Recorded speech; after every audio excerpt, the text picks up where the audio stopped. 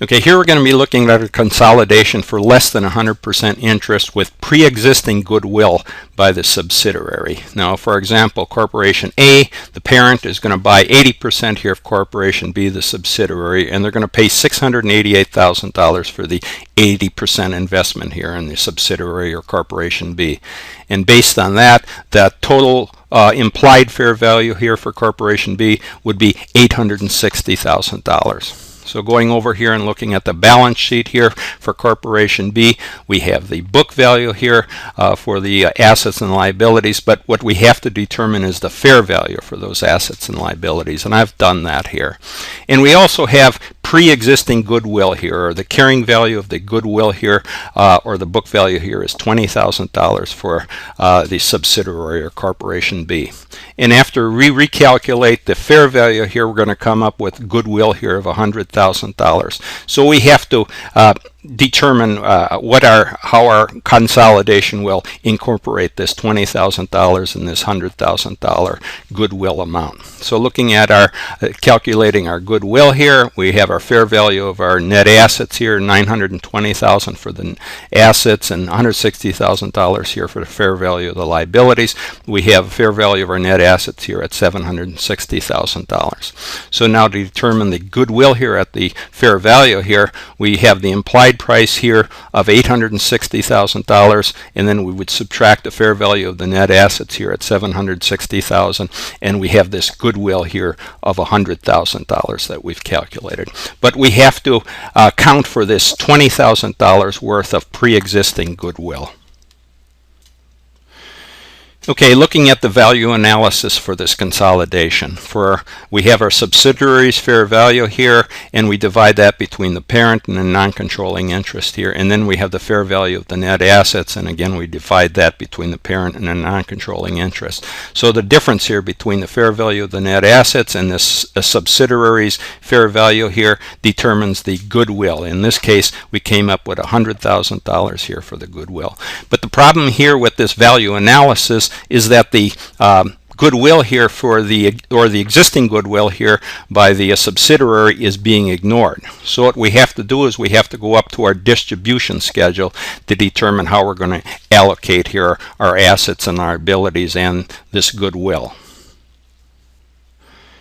All right, looking at the distribution schedule, the fair value of the subsidiary here of $860,000 is divided up 80% here for the parent, $688,000, and then the non-controlling interest gets 20% or $172,000. So what we have to do is we have to subtract out the book value here of the total equity, and the total equity for the subsidiary was $355,000 here. That included the common stock and its retained earnings here. So the parent's portion would be 80% of the $355,000 or $284,000, and then the non-controlling interest would get 20% of that $355,000 or $71,000. So then to determine the excess of the fair value over the book value, we just take the difference here between the total or the equity that's assigned and the total, in this case the total fair value of the subsidiary of $860,000, and we get the excess of the fair value here for $505,000. And then the parent's portion would be again the difference between the book value and its fair value here, and that would be $404,000, and then the non-controlling interest would be the same here, the difference between the book value here and its fair value assigned to it, and that would be $101,000. So what we have to do is we have to account for $505,000 here in our adjustments to our accounts, which is going to include the goodwill and how we adjust this goodwill here for that pre-existing goodwill. All right, looking at our account adjustments here for the subsidiary, now that's the difference between the book value and the fair value here for the subsidiary's assets, liabilities, and also this goodwill here. Now this is where we account for this change or pre-existing goodwill. So we have $100,000 worth of goodwill that we calculated at its fair value here, and then we have this $20,000 worth of pre-existing goodwill. So we just subtract the $20,000 here from the pre-existing goodwill from the fair value here of $100,000, and we get $80,000 worth of goodwill. That's what we're going to have to account for in this consolidation.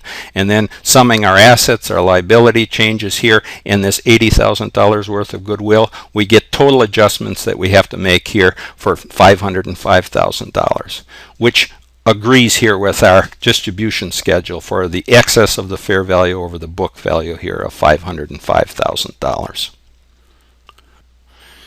Okay, now looking at the journal entries here for this consolidation. First, we'd have to adjust the assets and our liability accounts here for the subsidiary up to their fair value, and then we'd combine them with the parent's accounts. And then also this goodwill, we'd be including that at the $80,000 value here, and that was the difference between the $100,000 fair value and the $20,000 pre-existing goodwill. Now our total changes here for our accounts would have to be $505,000.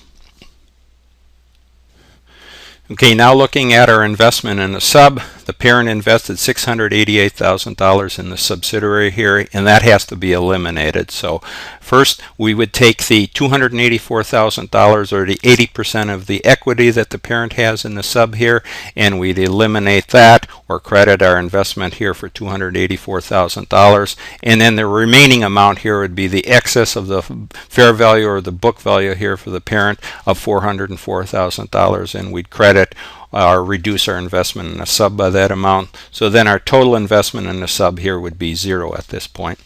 And then we also have to eliminate this 80% equity in the sub here of $284,000. So our subsidiary equity here was credited for $284,000, and then we debit it here for that 80% investment in its common stock here and the 80% of its retained earnings for a total amount here of $284,000. So then we have to account for this non-controlling interest, the excess of the fair value over the book value here of $101,000, and that would be credited or increase our retained earnings by that amount here for that non-controlling interest adjustment here of 20%. Okay, in summary, we adjusted the subsidiaries accounts here for the total amount here of $505,000, which included $80,000 here for this goodwill adjustment, and that agrees here with our distribution schedule because we had to account for $505,000 here for the excess of the fair value over the book value here for the subsidiary, and that was divided between the parent's portion here of $404,000, which we eliminated here in the investment in the sub, and then $101,000 was going to the non-controlling interest here, and that was we increased our retained earnings by that $101,000. And then we also eliminated 80% of this equity here from the subsidiary. That was a $284,000 amount. So our total adjustments here of $505,000 here agrees with the adjustments to our accounts that we made here of $505,000.